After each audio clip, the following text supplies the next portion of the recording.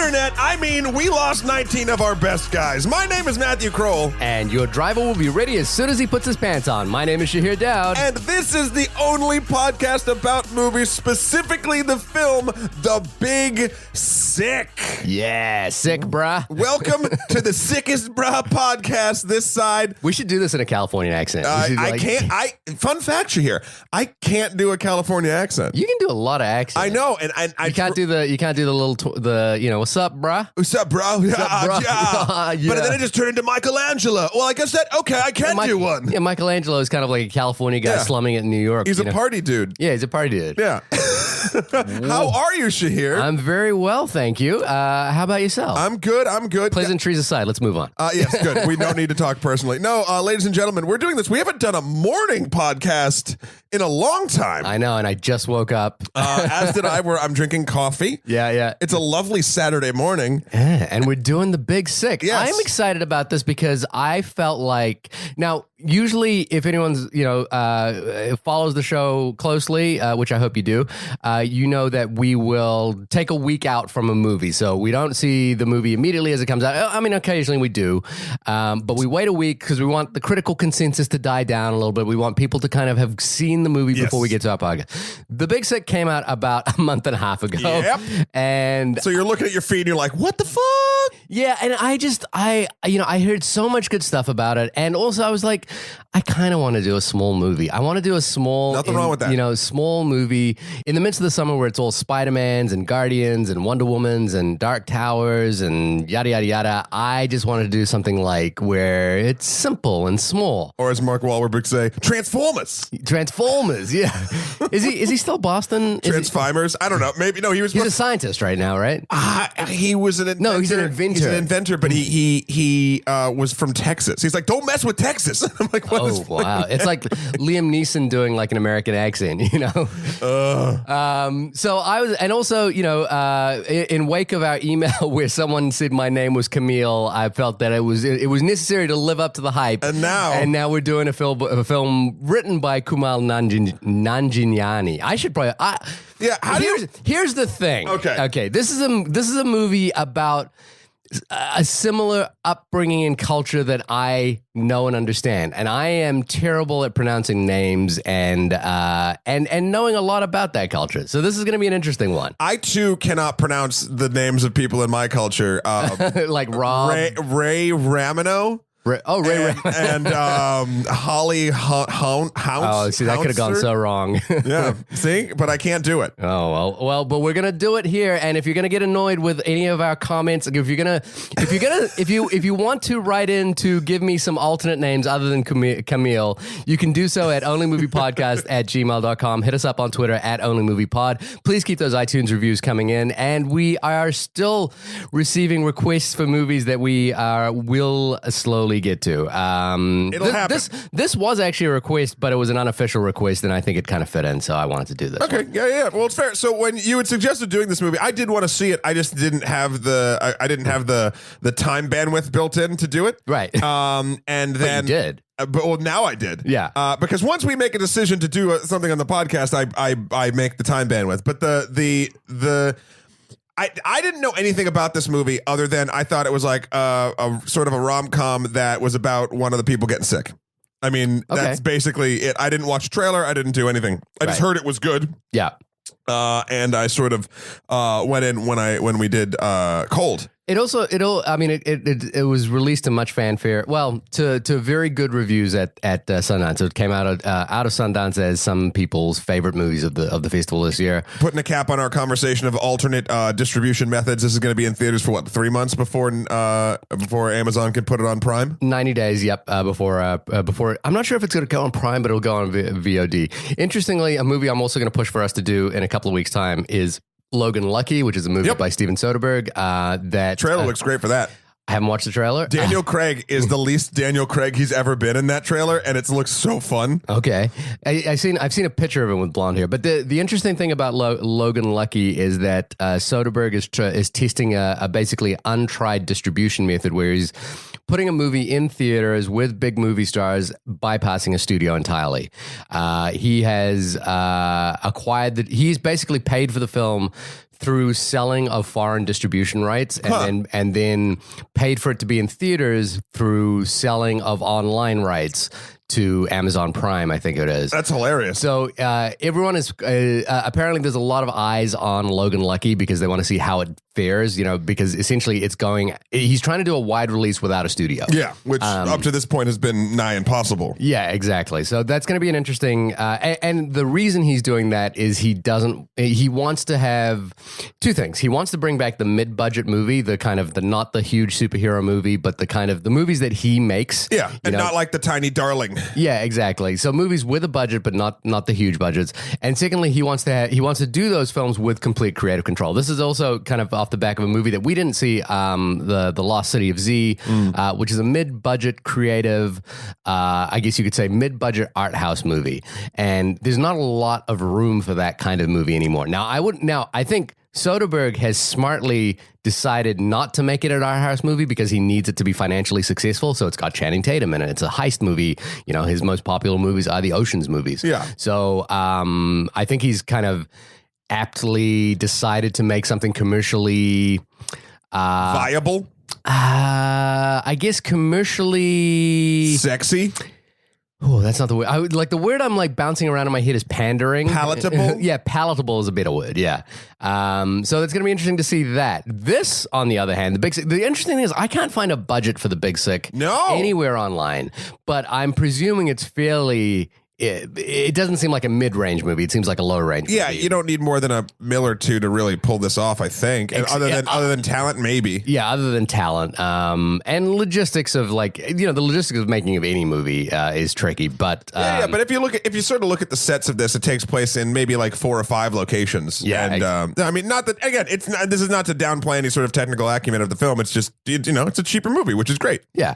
So Matt, tell us what. Well, before we do that, actually, I just want to show you something because we've been having this ongoing conversation about the movie going experience, the theater going experience, and I have been trying to this entire summer thus far. I've been playing a little bit of a game where I've been trying to figure out what movies my wife would like.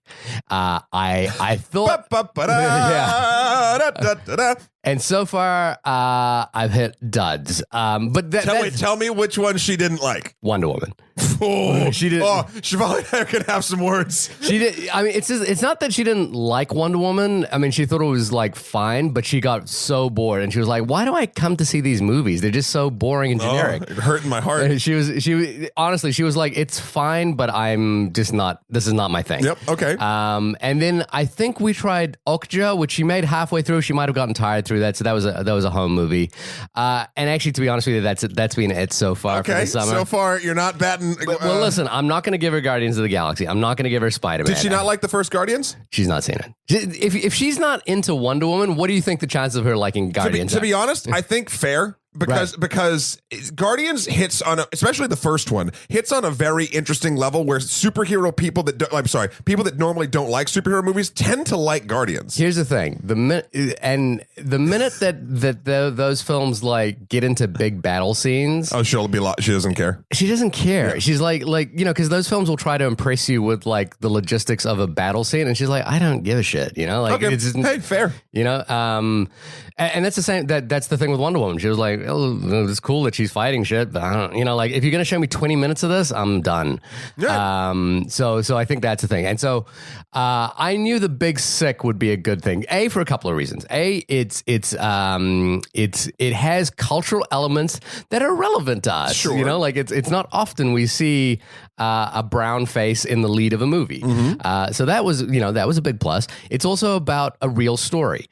It's based pretty much on the true story of Kumail Nanjiani and his wife Emily, who is played by Zoe Kazan in the film. So I think and it's about relationships. So I think Shivali is kind of gonna gravitate to that. Uh-huh. But at any rate, when we go to Guardians, when we go to Spider-Man, we go to lots, I tend to go by myself. I just rock up 10 minutes before the movie, sit down by myself, and that's the way I want to do it because I know Shivali's just not going to enjoy it. Yep. The one thing is, I always bring my own water bottle or something like that. And the one I had forgotten this because when I go to the movie with my wife, I want to make it's like date night. So we go to dinner first, we catch an Uber there. Okay. We don't we don't skimp on anything. She was like, let's go get some snacks, which I don't normally normally do when I go to the movies. Go to get some snacks, and I had forgotten this part of the movie experience. How much did you pay for nachos? No, look at the first. So I'm showing Matt currently the receipt. This is visceral for the audio listening. I'm showing him a receipt for what we bought in terms of snacks. Okay, so one ice cream Snickers bar for $3.59. Yeah, one ice cream Snickers bar. So two of them. Right? We didn't get popcorn. We just got an ice cream Snickers bar each. And one bottle of water. What's the price of the bottle of water? The $5.29. When did the price of a bottle of water go to $5.29? I mean, I don't know why this is shocking you. This is shocking me. I mean, I guess if you haven't done it in a while, but like, this is where theaters make their money. This is the only place theaters make their money, which is why a bottle of water costs $5. It's theme park prices. It is theme park prices. It's crazy to me. I couldn't quite. I was like, and the thing is, I'm not gonna try and skimp on a movie night with Chevalier. I'm not gonna I'm not gonna complain about the price of a bottle of water. But I'm gonna come on this podcast and complain about the price of a bottle of water. You're not gonna do it the night of because you're a gentleman and you know how to treat your wife. But your work husband, on the other hand, you can just bitch and moan to all day. Oh my God. I just couldn't believe it. It was like, why is this so expensive? I mean, you know why. I don't know. And then it reminds me of I'm forgetting the author's name, but there was a book I read many years ago, The Economics of Hollywood, and they talked literally about the fact that for theater chains, it's irrelevant what movie is playing in the theater. The entire process of the movie theater business is not to sell you the movie, it's to sell you popcorn and Coca-Cola. Yes. At a huge jacked up price. At a huge jacked up price. But I think now the case has gotten that water is more expensive than Coca-Cola or Pepsi at a movie theater. Yeah, you're right. Which is interesting because, so this is that kind of perverse perverse incentive of economics, where if you're trying to make a healthy choice, for example, if you're trying to do something, it's crazy to me that a Snickers bar, which has more processing involved, is significantly cheaper than a bottle of water. And you can't make and the reason the price of the bottle of water is so expensive is because the theater owners want to disincentivize you from buying it. They want you to purchase Coca-Cola instead, which is bad for you. Which is a bad choice. Yeah. It's if there's any argument to be made for like economics disincentivizing you from doing the good thing. Sure. This is a case study for me. I couldn't believe the bottle of water is $5.29. I mean, look, New York City movie theaters. Although I will say, I mean, you're not going to get much cheaper elsewhere. That bottle probably would have been in like rural America. I feel like it would have been like $4. Right. You know what I mean? Which is still insane for a bottle of water. And it's very interesting because it's like, here, you're going to pay us more to not put corn syrup in your water. Exactly.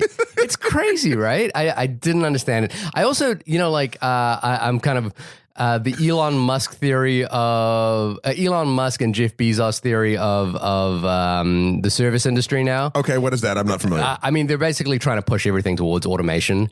And standing in a movie theater waiting in line to get my popcorn or to get my snacks, I'm like, I totally see why. Why is it taking me 10 minutes to get through a line of 4 people to get popcorn, to get basically pick an item off a shelf and then charge me for it. Well, I think it's interesting. And look, I mean, automation, that's a can of worms we could get into at a different time as far as that's concerned. But it does kind of go with my point from last time, which is the reason things take so long, the reasons things are so shitty, and the reason just that the movie going experience is kind of tanking is because at the end of the day, no matter how much you prep it, no matter how many cool like advertisements or like whatever you do gimmick wise to get people in the theater, 4DX, you piece of shit. What's 4DX? Oh, 4DX. Yeah. The bottom line is the front lines are people that you're hiring this is their summer job. This is the job they don't give a shit about. And again, that's because you don't pay them enough and you don't do whatever. Like it's a whole It's a whole thing, and no matter what you do, if your front lines don't give a shit, the experience will be bad. You will wait with 4 people in line 15, 20 minutes to get a bag of popcorn. Yeah, exactly. And it's literally an item that you could just pick up off a shelf. Yeah. And so Amazon in the last obviously acquired Whole Foods. Yep. And the process, the thing that they want to incentivize is this entirely automated process. You walk into the store, you pick up what you want, and you leave. You don't need and if your Amazon account is signed in, you just get charged. I'm so curious about that, because what's to stop people from, like, who stops all the people that just walk in without Amazon accounts? You can't purchase some. You go through a sensor basically with your Amazon account, and if your Amazon account is there, then an alarm goes off. Okay. So it's basically designed to remove it. Now I feel bad for cashiers, but this is the reality of economics that we are, and I think it's something that they've been, I believe Elon Musk has been talking about, is that what we need to do is start figuring out what to do with all the people whose basic livelihood is in jobs that are going to be gone in the next 40 years, entirely automated. And what's the I know we're getting completely off the big sick, but what's the universal? It was universal wage or something like that. It was I think the Netherlands has implemented, or I can't remember where it was, has implemented a universal wage. There's a lot of arguments about the universal wage theory.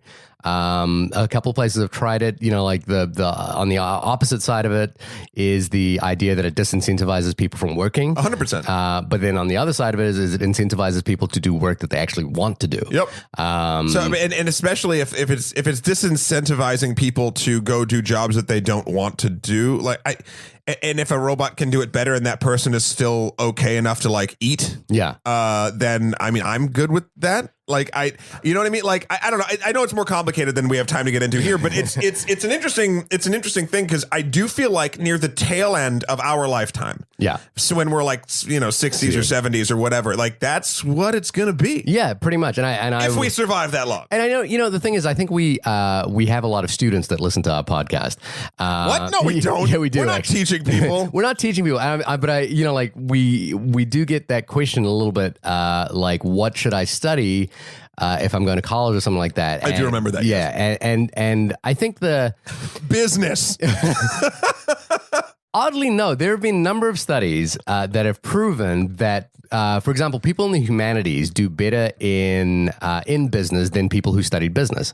Yes, I do. I remember that too. Yeah. And the notion there is that people who study the humanities have better transferable skills for most baseline jobs. But I think the other side of that argument is, and this is a cliche, but you should study what you want to study. And then when I say you should study what you want to study, you should study something that you're willing to explore to a degree that is beyond just beyond just being functional at it. And is it something too that would you be okay doing it for free? Do you do an aspect of it for free in your free time? That's something that I do feel drove me towards film. Television and film, because I still do. I'm working on 3 projects right now that have no monetary value to me whatsoever, but I get something out of it, and it's using the same skills I use at work. Yeah. So when that happens, that's something that you definitely know that's what you should be studying and going for. Now, again, and that's trying to point at and saying, hey, everybody, go with the thing that will fulfill you the most. And some people, I know money will fulfill them the most. Yeah. And if that's the case, go elsewhere. Statistically, go elsewhere. My favorite thing in the last week has been obsessing over Anthony Scaramucci. Oh my God, the mooch. and his oddly close representation on Futurama, Wall Street guy. Oh my God. I think I don't know what to say about the mooch. The weird thing about all of this is I don't know why anyone wants to be as part of that administration, but regardless. Because people want fame more than they think of their own self-preservation. It's weird though. It seems so obvious for anyone else that you're on I don't know if it's a sinking ship, but you're on a ship that's not going to look favorably on the side of history. Well, what is the thing that comes before fall? But pride, is it? Yeah. I mean, that's when you get in there and you think, oh no, I'm going to be good. I'm going to fix this. I'm going to do whatever. And most likely, if you're doing that in that situation, you're probably not gonna. Who knows? Before we move on to The Big Sick, I just wanted to say the book that I was referring to is The Hollywood Economist by Edward J. Epstein, who's a really, really good investigative journalist. He wrote an excellent book about the diamond trade as well. Oh. But moving on to Le Big Sick. Oh wow, we're getting French with it. Yeah, I know, because I can't speak Urdu. Okay, well I can't say the movie description in French though. On the IMDb, it actually is fairly simple enough. I probably just pop it into Google Translate. A couple deals with their cultural differences as their relationship grows. Oh boy, oh boy. Oh boy. Maybe this is a lower budget film, so maybe they couldn't hire the fancy writer. They could hire fancy writer. Well, maybe you pay on IMDb per word or something like that for your synopsis. That could honestly be the case. Do you watch Silicon Valley? Yes, I do. You a big fan? I am, even though there's a wonderful flow chart out right now about the entirety of the plot. So to every season of that show, it's like if someone comes up with great idea takes off. Personal thing happens. They do something incredibly stupid to satiate or try to fix personal thing. Personal thing is broken. That breaks big money-making thing. And then happenstance saves the day. It's basically the story arc of, but I love that show. I love the characters. I love everything sort of about it. And I will kind of watch them go around that same wagon wheel at least a couple more seasons. It's a lot of fun. And I think the discovery of Kumail Nanjiani has kind of been great. Although he does play kind of a fairly, I guess you would say, how would you describe his kind of, his brand of comedy? On that show? In general. Whiny. Yeah, it's kind of deadpan dry wine, right? And I was so happy in this film that he was not even close to that. Like that, right. Because I haven't seen him in anything else, really. You would have seen him in a lot of things. It's just that he's never like he's in Bob's Burgers, for example. Right. I'm saying I was not talking like animated or anything like that. I'm just saying he's in Central Intelligence. He's been in episodes of the X-Files. He's always in a movie, but not like as a main guy. Like bit parts. Yeah. And I was so just sort of refreshed to see him actually acting like a human and not a caricature, which Silicon Valley is a bunch of caricatures and they're lovable, but that's what they are. And it was just I was like, because I was walking in, I was like, oh, is he just gonna basically be his dude from Silicon Valley? And within the first 5 to 10 minutes, I was like, oh, absolutely not. This is something completely different. This is going to lead into an episode that we're going to do in a little bit as well. We were talking after an episode about a month ago, and we did basically. It was a sort of amazing moment where we had an hour-long conversation. Where at the end of it, we were like, we should have recorded. Yeah, we should have done it. We didn't. I should have just snuck the button and I forgot. Yeah. But basically, we started talking about race and representation on film, and we started talking about the value of seeing diverse faces on film, and we had kind of an interesting conversation about that, and I think we will try to bring that conversation up again. And we wanted to wait. We were like, oh, should we do that this week? And then we're like, well, we just kind of did it. Let's wait a month or two, and so the concept gets fresh to us again, and we'll hit the same notes without knowing that we're hitting the same notes. But it's interesting because we were having a conversation about this film via text, and we were like, well, it's a film about, literally that the interesting thing is the title of the movie and the description of the movie say two different things in what we've just said. So the title of the film says it's about illness, and the second thing says it's about cross-cultural differences. I actually don't think there are some cross-cultural differences, but I think what's refreshing about this film is it doesn't necessarily feel like it's about ethnicity as much as it's about just hey, this family's different to this family is different to this family. Just as I don't feel like ethnicity is the main reason they're different. Well, religion is the main reason that they're different. If you really want to kind of break down, I think culture is the reason they're different. Well, but I mean, the thing is nothing. Okay, and correct me if I'm wrong, but because I am not an expert in this whatsoever. Yeah. But it's in Pakistani culture. The culture that stops, say, for instance, or that wants a Pakistani man to marry a Pakistani woman, that's religious based. I mean, which in turn is sort of based, which that spins their culture in general. But doesn't religion sort of rule that culture to a certain point, or am I completely off? No. See, I think this is a big misconception. So my family is Muslim. I'm an atheist. I'm not Muslim. So I have a lot of affinity for Kumail in that respect.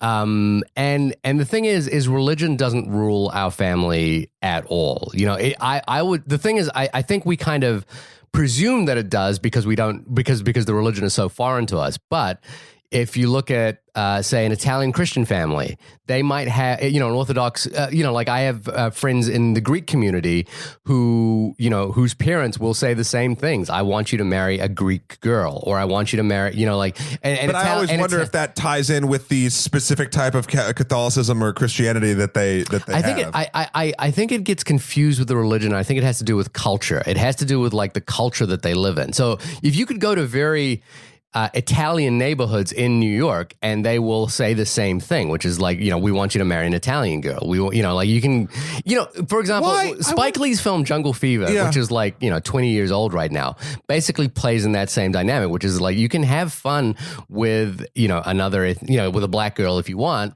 but in the end, you're going to marry an Italian girl, or, like that's the kind of cultural thing. And I think what's refreshing about this is it doesn't feel like race is the issue as much as it's just these two different cultures. It's Romeo and Juliet from two towns of Verona. I think, how do I put it? It's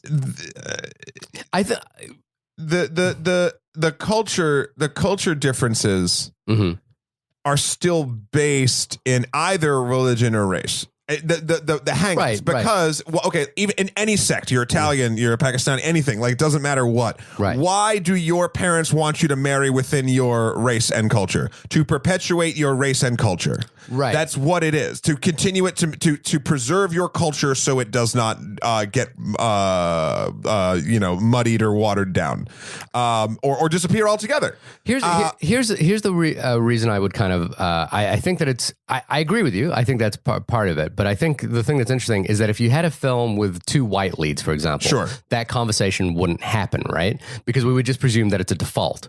And I think what's interesting about this is that happens because this is a film that's interested in character. It's like trying to figure out where these two people are coming from. No, 100%. And so I think but it's not the case that I don't think it's about race. Like, I don't think it's about. Oh no, race. it's not about race. It's not. It's just the. And if we want to boil down race and religion into the term culture, then yes, I think that's true. I was trying to boil it a little bit further down to why are people. So I think that has to do with immigrants. I think it has to do with immigrant families, and even the cultures that I've told you about, just Italian, Greek, Indian, Pakistani. And these are migratory, people that have migrated, and it happened to my family migrated as well. We're, it's funny, as my mom visited me in New York recently, and I took her up to the office at MTV to like look around in New York, and she and like a little tear came to her eye. She was like, I didn't understand this at first. I was like, well, what's this? And she was like, well, just think about this. In my lifetime. In a single generation, we have moved from the tiniest island in Fiji, we're a population of 300,000, and now you and your son live in New York City. In my lifetime. That's dope as fuck. There's no question about that. But I think what happens, like when we migrated to New Zealand from Fiji, and when her family migrated from, my mother's Pakistani, my dad is Indian. When they migrated from, oh man, that must have been right. That was probably that's a thing. Yeah. That was a thing. We'll get into that. When they migrated, I think there's a I don't know if it's a default, because it happens like when New Zealanders migrate to the UK, white New Zealanders migrate to the UK.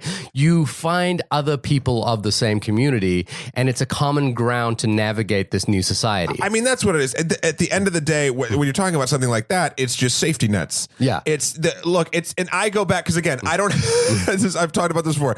I don't have a religion. I have ethnicity to a point, but I also don't I'm not part of those circles, and therefore I don't feel like I am the most I am is Polish. Right. I don't know shit about Poland or Polish culture, and I just don't know any. I was never brought up that way, and I would never fit in a group of Polish people. Hang out in Greenpoint for a little bit. I know, right? So I don't have any sort of ties really with any group, but what I can relate to, and it's a similar situation to immigrating and wanting to latch on to things that are familiar and that will just sort of help you out intrinsically, is college. Now, college, and again, this is a microcosm of what we're sort of talking about. But the reason why college, it was very easy to make friends and date and whatever, like that's much easier than say just thrown in New York City by yourself. Go make some friends in New York City, and it's like, whew, okay, that's a little bit harder than college, because college, you're all there for the same reason. Yeah. Immigrating, I feel like, is kind of a similar bag where your reasons for doing it might be different, but the fact is you're all there and you're all trying to kind of do the same thing. Yeah, and that ties you together in a very easy, like, oh, you have this struggle, I have this struggle too, like, and then that lets things blossom. You start communicating about like, how do I get a visa? You know, and there's someone else who's been in your same experience. You can talk about that. How do I get around this problem of insurance, or how do I get around this problem of yada yada yada? And now I just have to be like, Alexa, how do I afford health insurance? Yeah. Alexa said, you can't. Yeah. Enjoy death. What? Jesus. And I think in immigrant communities as well, there's like, there's a, when you're in a foreign land and it can be intimidating and scary, like having, people who speak the same language as you, there's a comfort factor to that, as well as who eat the same food as you, and you see it, you see communities that build their own grocery stores and that sort of thing. So I think it has to do with culture. All that being said, what I do enjoy about this particular film is that it feels like that is incidental to the character. It's not, the main reason this film exists. And I guess that has to come from the fact that the screenplay is written by this guy about his wife. So there's an authenticity to it that you know nothing about that. Yeah. Whereas if it was if it was Judd Apatow who produced this film writing that story, I think that would become a much more significant story part. And then there's another side of me that has difficulties with these kinds of films. There's another film called East of Eden, which came out in 1999 about a Pakistani family in London. And I remember watching it going, well, it's really hard for me to be objective about this film because it feels so much about things that I know and am familiar with. And the thing that sparked off that conversation about race and representation was like, I was talking to you about how when I write a screenplay, I don't know why it is, but when I write a screenplay, the characters are always white, and so I was like, oh, that's weird. And I was, like, you just got to turn the tint slider. Yeah. Tint slider slightly lift, like eyes and nose slightly flatter. You need to play more video games where you build your own character. And so because when I write characters that are Indian or something like that, their ethnicity becomes the focus of that character. Sure. And so I appreciated in this film as well just seeing a brown face, and I think like the value of like an audience seeing a brown face in the lead and dealing and just seeing kind of their life even in the periphery is important and valuable. That's it. I have some thoughts about this film. We'll get into it. But Matt, your overall thoughts about The Big Sick? Oh, it was wonderful. It was a super good time. I went and saw it alone. This was a situation. It was a situation where I literally was the only person who went and saw this film alone, and the theater a month in was full. Yeah, which is great. Yeah. So that was interesting, but obviously, I think I've said this before. Seeing a film by yourself is wonderful. Leaving the film by yourself, that never feels good. But no, I really liked it. I didn't realize that it was directed by Michael Showalter. So I'm not super familiar with. I looked up his credits afterwards. Obviously he has quite a following, but I'm not super... Well, I've loved him since The State. The State was that sketch comedy show on MTV forever ago that has 11 of probably my most favorite comedians ever. And The State also formed, I do really feel like it was the first comedy like show other than maybe Monty Python that like I was like, oh, like this is something I want to do. Right. Like, and it formed a lot of my humor. I still say one-liners from the state to this day, and it's so old that people probably don't even realize. Sometimes they do, and they're like, oh, and then you have a moment. Yeah. But so when I found out that he had directed this, he's also, they're the guys behind like Wet Hot American Summer and like all that stuff. Yeah. When I found out he directed this, it really made me happy because I thought the direction was solid in this film, but it also felt a very far away from the normal wacky nonsense that he's which I love. Yeah. That he's known for. And I was like, oh, like sometimes I forget because he does these things every once in a while that like he's actually he doesn't have to be the slapstick guy. Right. And that made me very, very happy when I read that his name was on this because it was something I loved. And I was like, holy shit, this guy that I really liked helped do it. Like it was a nice surprise.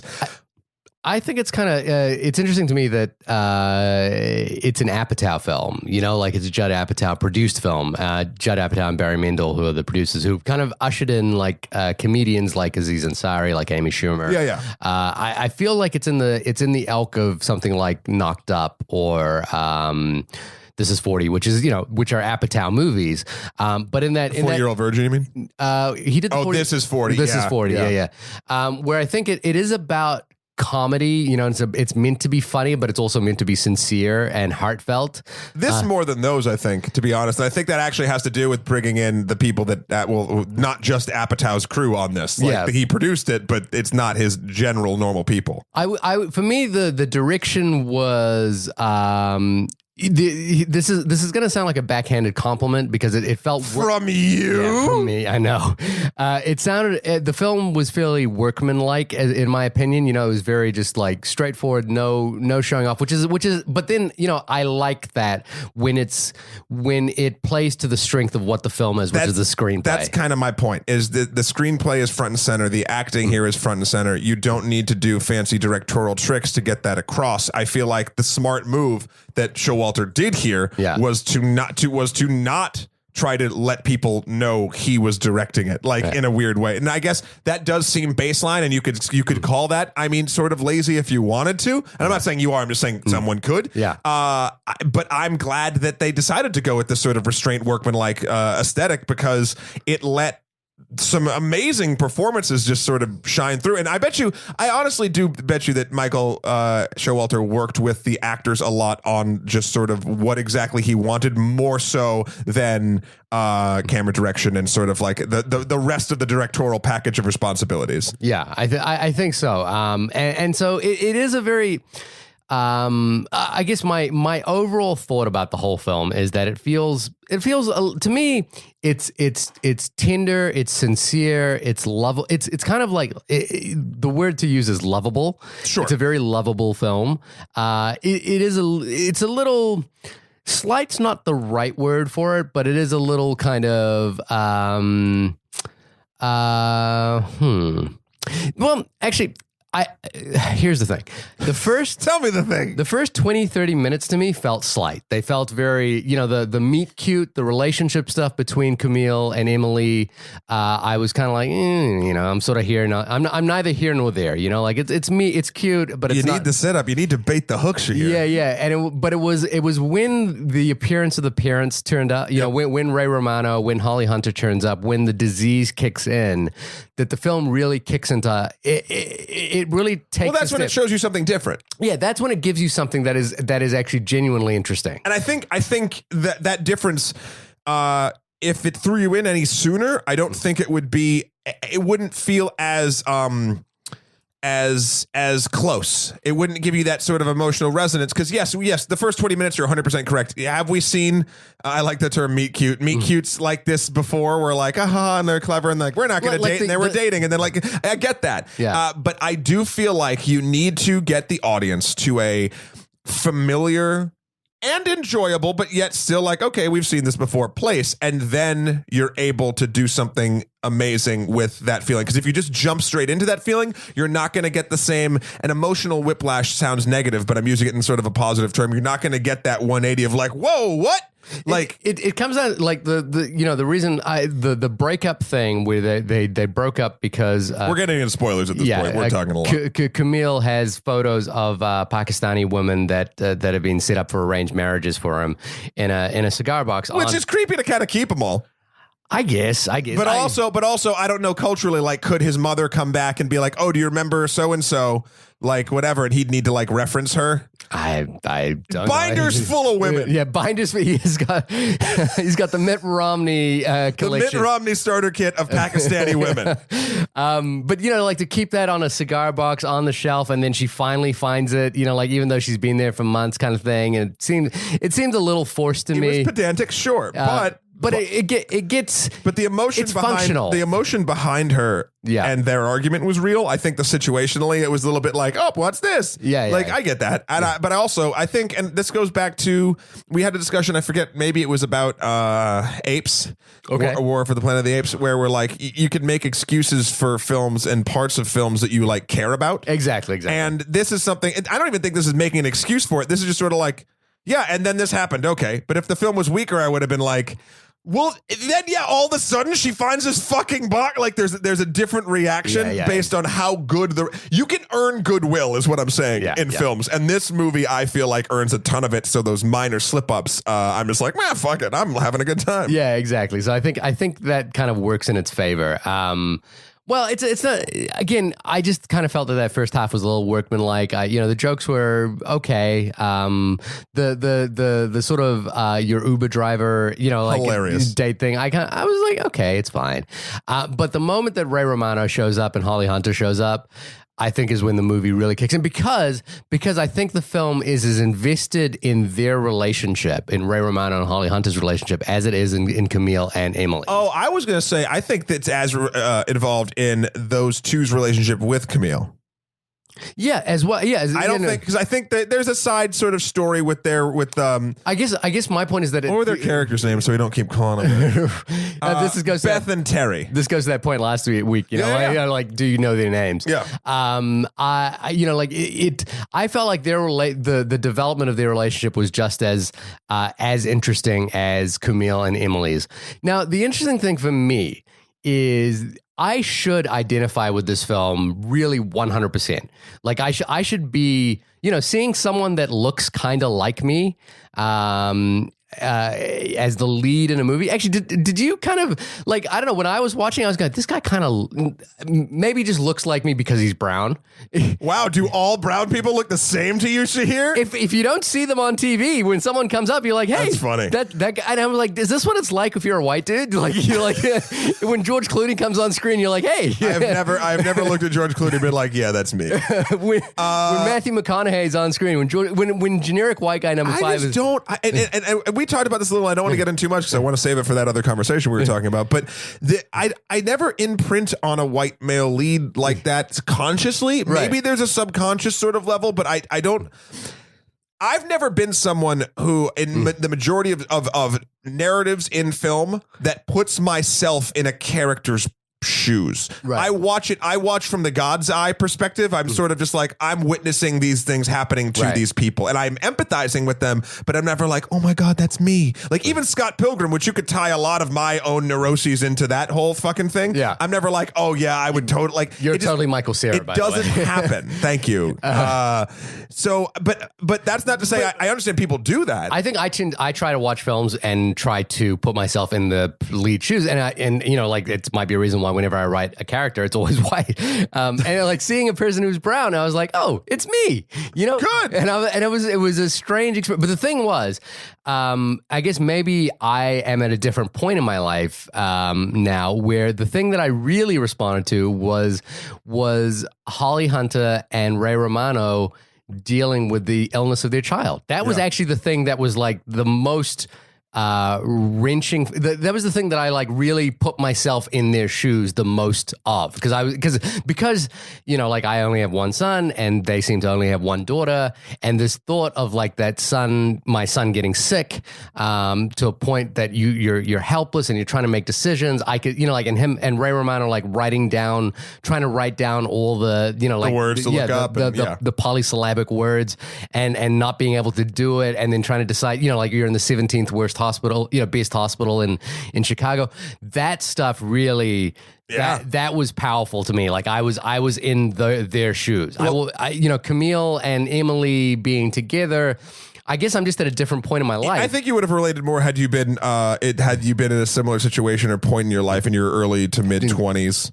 Yeah, I think, but that was kind of an interesting thing. So, like, despite seeing, we're aging out of our heroes. Well, despite seeing a character for that kind of looks like me and comes from a background that's similar to me, like those family dinners rung true, and to the point where I even understood what they were saying without the subtitles. Did your family ever want you to do arranged marriages? No. So my family is different in that my parents had a love marriage. Okay. I think I knew that. Yeah. And so arranged marriages were never part of the vernacular of our family.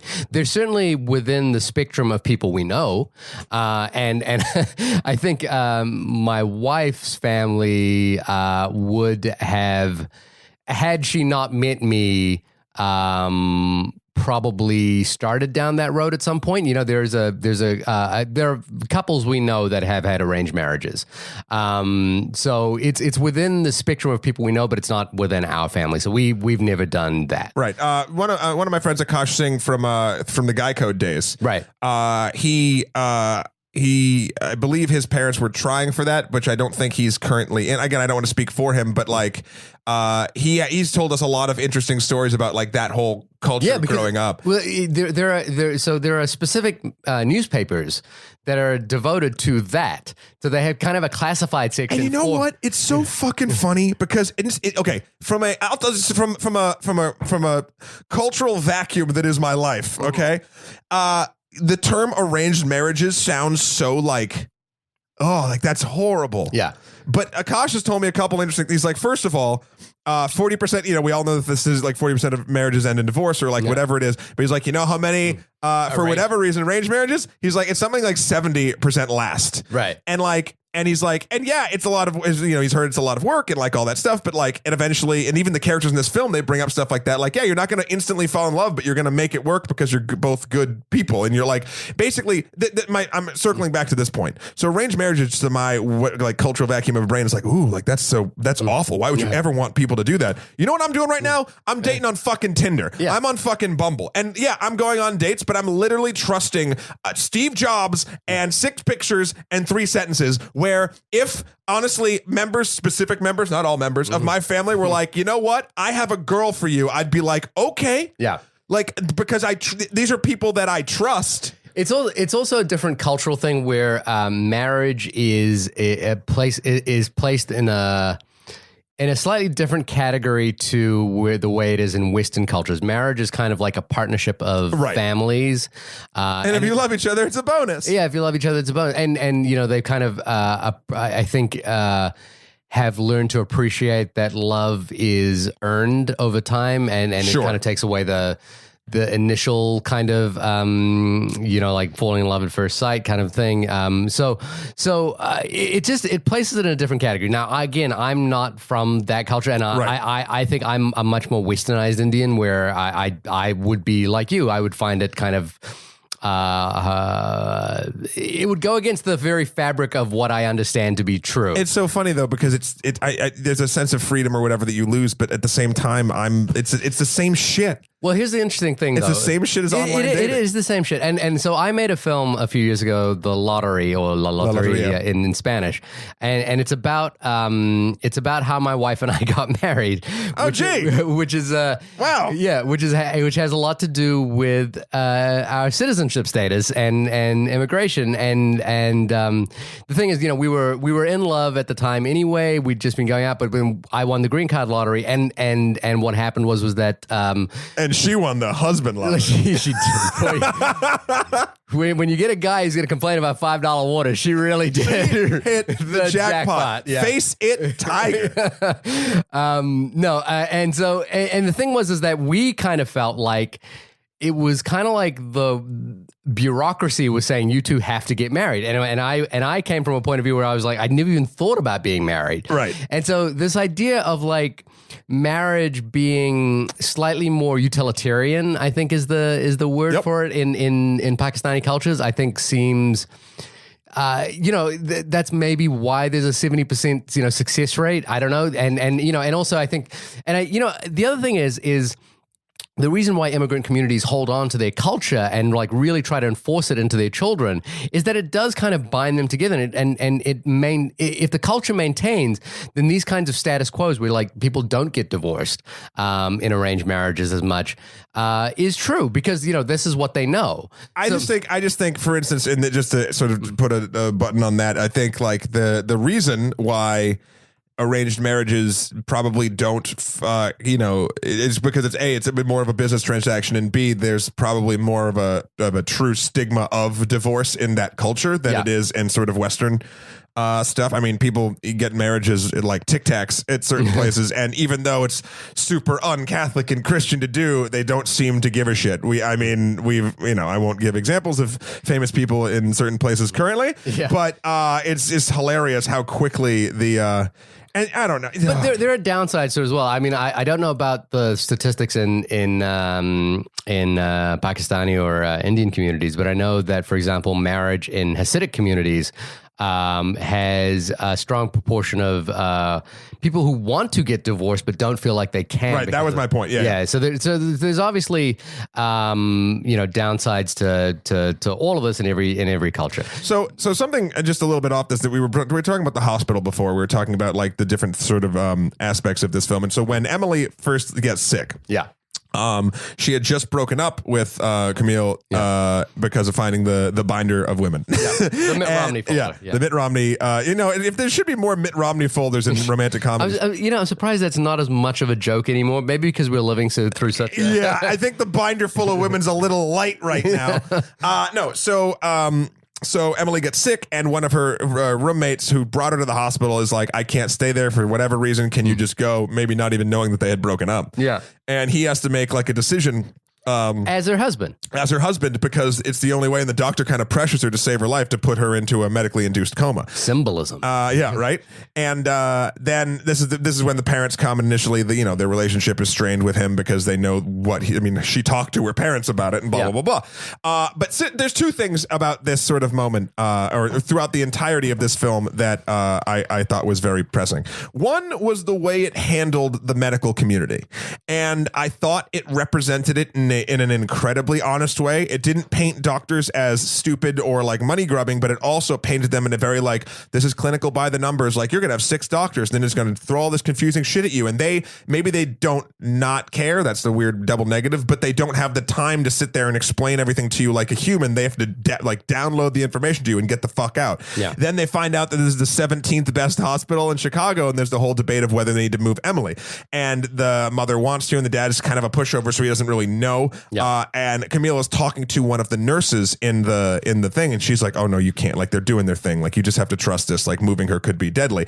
And it brought up a very interesting thing that I've noticed. I've spent some time in hospitals, and this is just what I've heard from a lot of people in the medical community, is that, the nurses are the fucking heroes. Yeah, because they know most about the patient. They know the most about the patient because they spend the most time with the patient. And I loved the fact that was sort of the I guess not voice of reason, but the voice of like empathy and actual like caring and like knowing exactly what's best for this specific person, not a generic person in this situation. Right. So I liked that. I thought it was really nice to sort of see that aspect of it, because again, these are heroes that are 100% unsung, and they do so much fucking work to, and doctors get all the thank yous and the hugs and shit and whatnot, and it's just sort of whatever. So I like that as an aspect, and I think that comes down to sincerity in terms. It comes down to a dual function of sincerity and authenticity. Yeah, like, this is a true story. This is based upon a true story. Obviously, they've dramatized things. You mean Bo Burnham wasn't actually his best friend? No, he doesn't, and he didn't sing a song for him. He didn't Have you watched Bo Burnham's special on? I've watched a couple. Yeah, he's great. He's fantastic. But there's a sincerity, and I think to me that's where. The first half of the movie, because they were kind of writing slightly different characters to themselves, I guess, perhaps, it felt kind of like movie meet cute, whereas the second half, where it became about the illness, felt very like almost documentary, you know, like it was very good. And just one side note though is I'm working on another project right now which has to do with medical billing, which is a fun topic. And I think it's endlessly fascinating. And you know, like, so this concept of like this would be the 17th best hospital in a city is something that doesn't happen in the Netherlands, for example. The Netherlands doesn't. They just all have good hospitals. They just all, you know, like why would being in would one hospital be better than another? Exactly. And the thing that the thing that I've always been interested in is like, you know, because my wife, for example, watches a lot of medical shows. It's just kind of like, you know, I love true crime. I love crime shows. She loves medical shows. And so obviously you watch NCIS. Oh, that is the Venn diagram, isn't it? Perfect. I think you nailed it. And you know, like what films never talk about is insurance and billing. And the thing is, you know, like I think I'm, you know, like for example, that show House. Have you seen House? Yeah, everything's lupus. Everything's lupus. Everything's like some weird disease. I'm like, the thing that I always walk out is like, everyone in the show is medically bankrupt by the end of this because they're running like millions of dollars worth of testing. So I'm always curious of like, you know, like how American movies that deal with hospitalization never address that part, which is like the big part. To me, the biggest part. You better make that movie quick because you just gave away a real good idea. It's fascinating. I like. He's writing it. You all can't write it. American hospital, like medical billing in America is bananas. Bananas. It's crazy. Anyway, the second point I wanted to bring up is when we first started dealing with the parents and Camille's relationship. Yeah. Holly Hunter, obviously national treasure. Love her to death. She killed it. Did she win an Oscar for her New Zealand film, The Piano? I'm just saying national treasure, but you know, we kind of showed you the way. Sure. Hey, okay, whatever. I'm just saying. You can take that. Although the Coen brothers could probably take some credit for Raising Arizona. But okay, Ray Romano. National treasure. I don't particularly like Ray Romano. I've never seen something that he's been in that I've enjoyed. Yeah. I'm not a fan of Everyone Loves Raymond. Any time he's been in a film, I've just been like, fucking Ray Romano. Like, I've just been, again, it's not like an active dislike. I'm just like, oh. Because he has his presence is the downer. But here's the kicker. I don't know if this is the perfect role for him. Yeah. Or he just turned up his acting chops for this particular film. But man, like, I really liked Ray Romano in this. This is a first for me. I've never experienced the level of appreciation of Ray Romano before. And his performance is wonderful, as is most everyone's in this film. And that was honestly one of the largest shocks to me in this entire thing, because I didn't even know he was in it. The second I saw him, I was like, ugh. But then 5 minutes in, I was engrossed in what he was doing. I think because the writing of this film engages him in he's not just the dad. He has a story. You know, like I think the Bechdel test for characters in this film, like the equivalent Bechdel test, you know, the Bechdel test is about whether women have agency in a film. Now, I think the heart of the Bechdel test is does a character have a life beyond circling the main character? And I think what this film does is a good example of that. So this isn't a case of the Bechdel test, but the Bechdel test has issues of its own, which we don't need to get. But the thing that I like here is every character has agency and a real character arc outside of Kumail's story. You know, like even the comedians around him, you know, who could just be little side characters, seem to have their own stories. And to me, again, the thing that, you know, just the place I am in my life right now, the thing that really worked is Ray Romano and Holly Hunter having their own relationship trouble, but also coming together, you know, staying together because they have a sick child right now. And just little details like the fact that they sleep in separate beds. Yep. The fact that Holly Hunter and Emily, and you know, yes, you're right, I should know Holly Hunter's character name. You know, like lay in bed together, sharing stories and secrets, and that rings true to me for like only child. So I just think that even to the point of one of the girls that Kumail rejects. as an arranged marriage, has a monologue, delivers a monologue to him about how tired she is of like Vella Lovell is the actress's name, and she's also in Crazy Ex-Girlfriend, and I want to marry her so bad. You want to marry her so hard? Yeah. Okay. So hard. I want to have monogamy. Like just dirty monogamy. Yeah. No, she's fucking great in Crazy Ex-Girlfriend. She's great in this. She's I think fantastic. I saw an interview with her recently where she was talking about like when she was an acting student, she could basically play any character. Like there was never a question of she's just an actress and she can just play this. But once she became a professional actress, it was like I have to play an Indian character. And she's like, she's very westernized. She's a very American girl. But what I loved was that she delivers this monologue in this film that gives a voice to the women who are in that, in the Mitt Romney binder. Yeah. Like which is great because before that they're all pictures and they're all characters. Like the first woman was like, the truth is out there. She's and then she instantly humanizes the entire sort of lot of them through her monologue. Nice. Which is fantastic. And I think that is the brilliance of the screenplay. Isn't again, I feel like the relationship part of the screenplay is, it's cute, it's nice, it's very functional. But the genius of the screenplay is giving every character within that a life of its own. And I think the reason why this film is resonating and the reason why it works is because it never feels like it's just pushing plot forward, unnecessarily. It never feels like plot mechanics. It feels like the story is genuinely moving forward, right? Because characters are causing it to move forward, and every turning point feels natural and within the realm of the story that they're telling. And it's amazing to me that is such a. That is because that seems like such a baseline function of a screenplay, but it's so rare. It's so rare for that to happen. Yeah, especially on a big screen. And there's actually, so even on the small screen, I wanted to bring this up because this is something that just happened. When you brought up that she could play anything until she got more big and then she only got sort of typecast. Yeah. There's a wonderful actress/voice actress called Carolina Ravassa. Yeah. She's the actual voice of Sombra in Overwatch, and that's how I sort of connected with her. She does this great web series, which is exactly about that, called Hispanglo-Saxon. Yeah. And she plays all the different characters, and it's like about her in Hollywood because she's like too I guess ethnic to play white and too white to play. So it's just like, it's this whole thing, and it's basically about how everything gets fucked up because of that. It's wonderful. She just won an award actually at the Imogen Award Short Film Festival. So check out Hispanglo-Saxon. That deals with a lot of that stuff. I think this really is the anchor point of Vin Diesel's original career. He's yes. Yeah, he started out, he's like, is Vin Diesel white or is he black? Yeah. We don't know. He's up there with The Rock. But so the big sick. We keep, I mean, you know what? This is wonderful because I know we have to wrap it up. We've been talking for about an hour.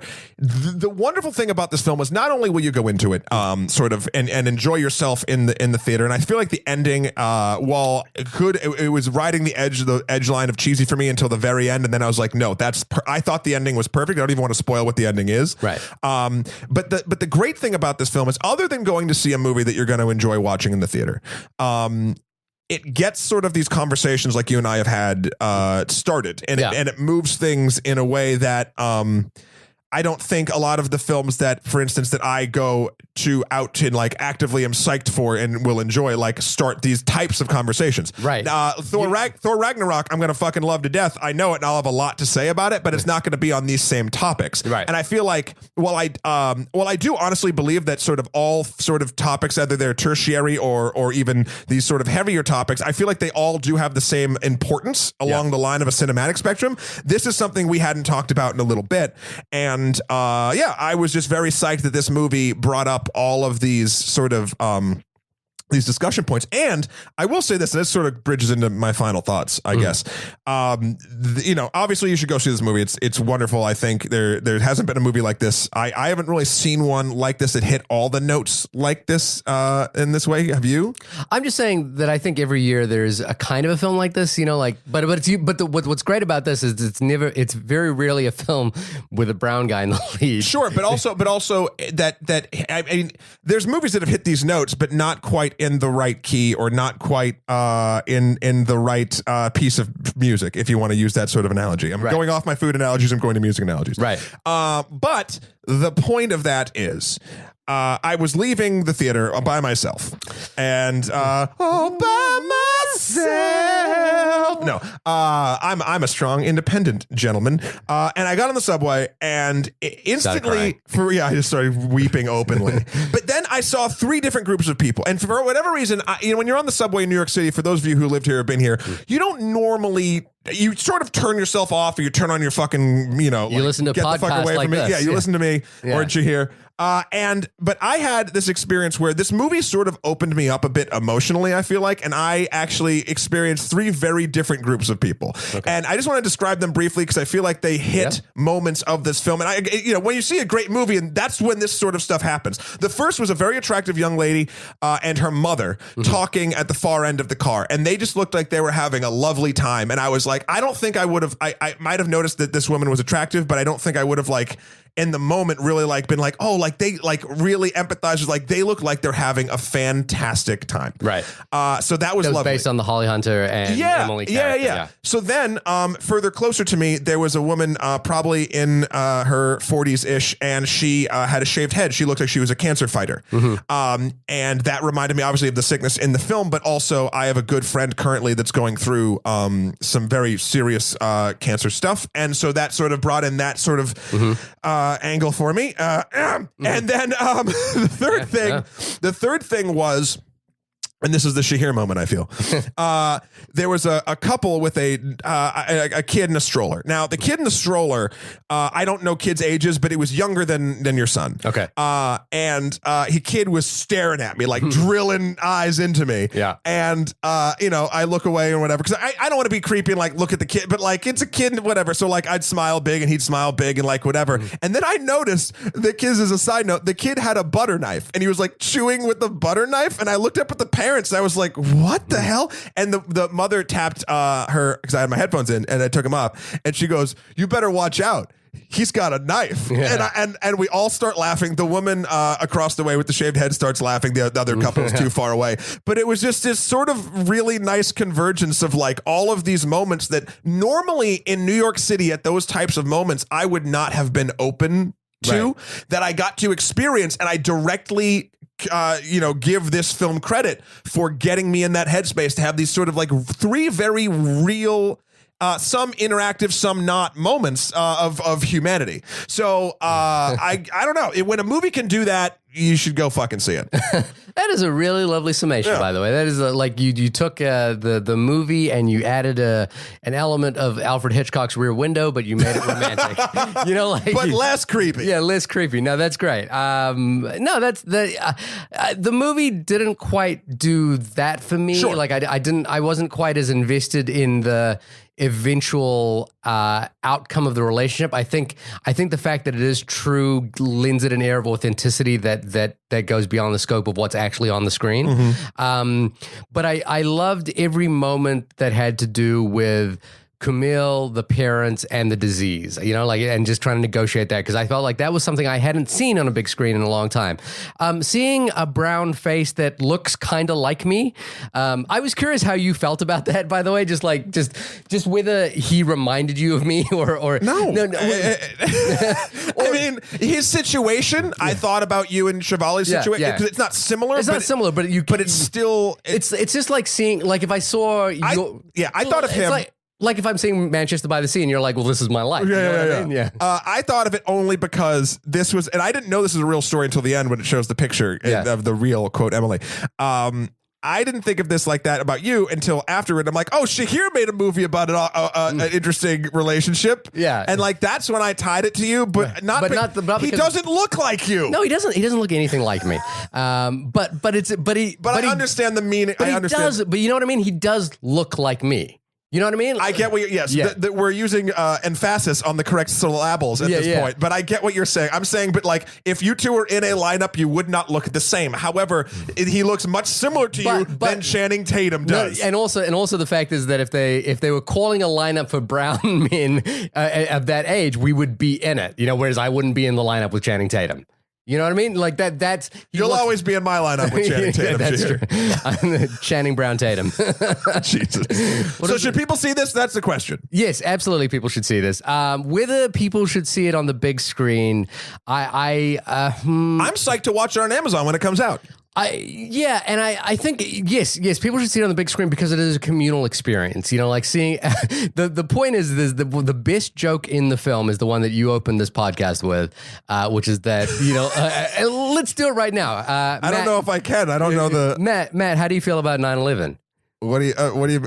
I mean 9/11, I've always wanted to talk to someone. What's your opinion on it? Oh, wow. I mean, well, it was a tragedy first and foremost. Just horrible. I mean, we lost 19 of our best guys. Bada bing, bada boom. And it's an awful, and look, 9/11 is an awful tragedy. We understand this, but that was a joke that literally everyone in the theater laughed at because Kumail is getting basically grilled by the parents this entire time, these white parents, and then they ask that bullshit sort of question that like people that have been sort of sheltered a lot of times and they're dealing with someone of a different ethnicity for the first time, like, oh yeah, like what's it like being whatever, and it's like those are annoying fucking questions, I'm sure. And so he does what he does because he is a comedian in the film. He makes a joke, and a lot of times the best jokes are uncomfortable jokes. It's a joke that works on multiple levels because he's making fun of them. Yes. He's making fun of them. Now, again, that them asking that question actually doesn't make sense because they seem fairly worldly and cosmopolitan. In fact, in the next scene at a bar, someone calls... It's not the next scene. They earn that eventually. They aren't like that at first. No, but then the next few scenes... Well, they also don't have a problem with Kumail at all. You know, like they don't have any racial issue with him. Because but you don't actually have to have racial issue with someone to ask a dumbass fucking question like that. Exactly. You just have to be slightly ignorant, which is fine. But he's a math professor. He's a math professor or a math teacher. I know, but I don't know. Sure. But you get that one. But the thing is, the punchline is so good that, and the reason I want to say that you should see it in a theater, even though we've spoiled it, and I'm hoping that you've already seen it if you've come this far in the podcast. You're welcome. Yeah, it seems like a redundant question because everyone would have listened to this would have seen it in the theater. But the point is that when Shivali laughed at that joke, and she laughed at it like so hard and loud that the laugh kept going. Like she kept laughing through the next scene, thinking about that joke. Amazing. When we came out of the movie, I said like, what line should I use to open the podcast? And she was like, can you do that line? I was like, I don't know if I can do that line, it's safer for me to do the line. Yeah, it's safer for Matt to do the line. But here's another thing that I wanted to point out about two final points to wrap it up with. One is this follows in the pantheon of comedians on film describing their lives. The other film that came out last year or the year before was Obvious Child. I think this is a much richer film than Obvious Child. Obvious Child really worked again because it was just so obvious. It was so obvious. And it was sincere about that particular topic as well, which is abortion, which is a fun topic for a movie. So tune into next week when we talk about abortion. And Holocaust. Yep. Yeah, that's what we do.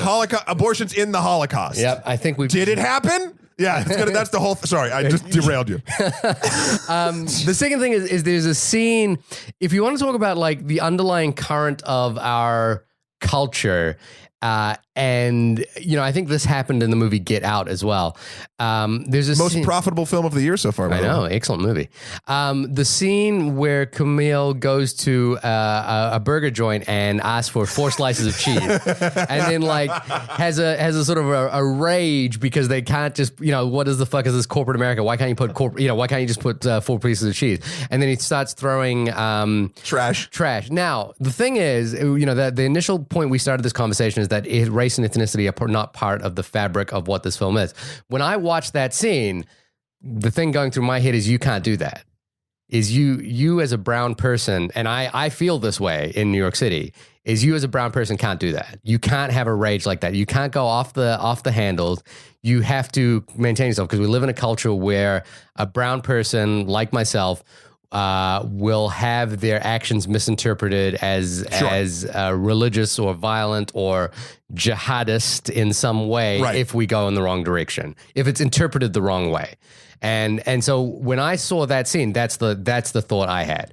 But the film doesn't do that. And I appreciated that the film doesn't make that a deal. Yeah. And I know it's a weird sort of like thing. I don't know if you felt that. Weird. I didn't feel that, but I'm glad you sort of bring it up because what's important, I think, especially as we get more and more films like this that don't like directly pound into the sort of like cultural differences, but like have them present. Yeah, it's part of the fabric of who they are. Is to the best thing that Hollywood can do is make this shit not a big deal. Yeah.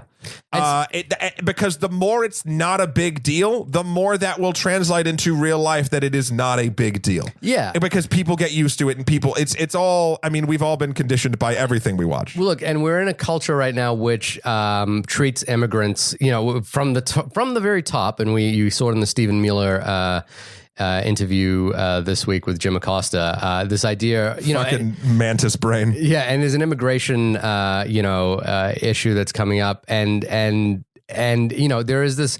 It's a very easy to stigmatize immigrants without realizing that immigrants are part. Immigrants can be part of the culture. Now, just because I don't sound like I'm from the Middle East doesn't mean that I don't feel and experience the same issues. And I think the smart thing for this film is that it doesn't treat those as issues. It just kind of moves on. So I really dug that. I think, these